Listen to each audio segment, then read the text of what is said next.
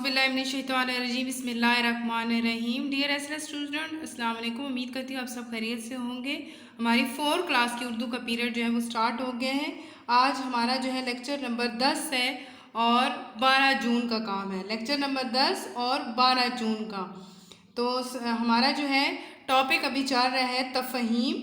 उसकी हमारी एक सरगर्मी और उसके सवालों के जवाब रह गए हैं। तो पहले हम बुक पे जो है वो नसर निगारी करेंगे, यानी उसकी एक हमारी सरगर्मी है वो करेंगे और उसके बाद हम उसी टॉपिक के सवालों जवाब करेंगे। तो आज भी अपनी उर्दू अलिफ की नोटबुक्स जो है वो ओपन रखनी है साथ, ठीक है। ओपन करें पेज नंबर 43। ये डेट एंड डे मेंशन कर लीजिएगा, 12 जून और लेक्चर नंबर 10।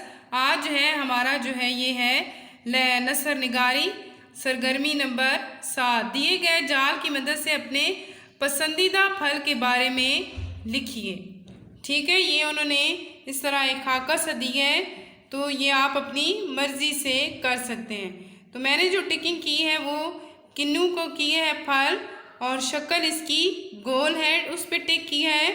खासियत क्या है, ये रसीला होता है, ठीक है। जायका इसका खट्टा होता है।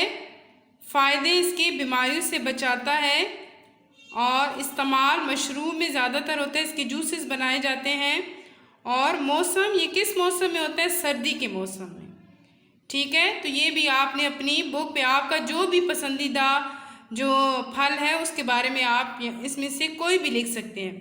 तो मुझे क्योंकि किन्नू पसंद है मैंने इसके बारे में इस तरह लिखा है, तो आपकी अपनी मर्ज़ी है। ये 6 आपको फल दिए गए, इसके बारे में आपने जो है अपनी मर्ज़ी से ये आपने सरगर्मी करनी है, ठीक है। तो अब जो है आप इस तरह करें कि अपनी अपनी नोटबुक्स ओपन करें, ऊपर जो है टॉपिक का नाम लिखें तफ़हीम और सवालों के जवाब, ठीक है। और डेट जो है वो 12 जून, दिन जुम्मा, ठीक है।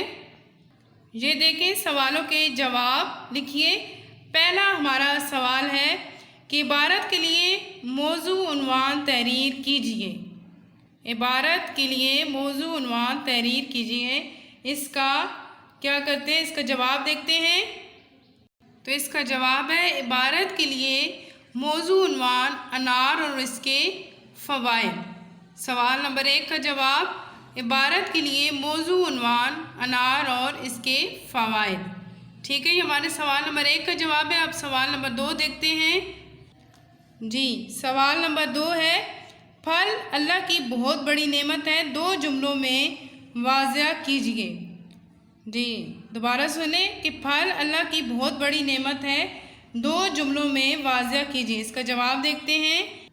इसका जवाब है, फल कई तिब्बी फ़वाइद रखते हैं, फल फ़रत बख्श ग़ज़ा हैं, ठीक है। फल कई तिब्बी फ़ायदे रखते हैं, फल फ़रत बख्श ग़ज़ा है। ये हमारे सवाल नंबर 2 का जवाब है। आप देखते हैं सवाल नंबर 3। सवाल नंबर 3 है, अनार का जिक्र कुरान मजीद में किस नाम से और कितनी बार आया है, ठीक है। सवाल नंबर 3 क्या है जी, कि अनार का जिक्र कुरान मजीद में किस नाम से और कितनी बार आया है। इसका जवाब देखते हैं। इसका जवाब है, अनार का जिक्र कुरान मजीद में रुमान के नाम से 3 मरतबा आया है। जी अनार का जिक्र कुरान मजीद में रुमान के नाम से 3 मरतबा आया है। ये हमारे सवाल नंबर 3 का जवाब है।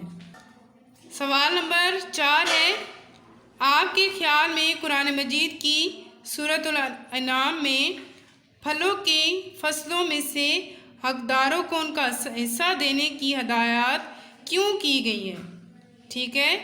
आपके ख्याल में कुरान मजीद की सूरतुल अनाम में फलों की फसलों में से हकदारों को उनका हिस्सा देने की हदायत क्यों की गई है। ये हमारा सवाल नंबर 4 है। इसका जवाब देखते हैं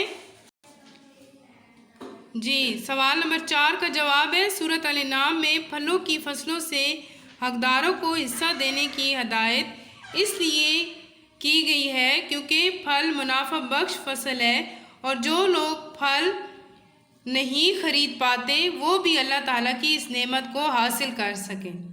दोबारा सुन लें کہ سورۃ الانعام میں پھلوں کی فصلوں سے حقداروں کو حصہ دینے کی ہدایت اس لیے کی گئی ہے کیونکہ پھل منافع بخش فصل ہے اور جو لوگ پھل نہیں خرید پاتے وہ بھی اللہ تعالیٰ کی اس نعمت کو حاصل کر سکیں۔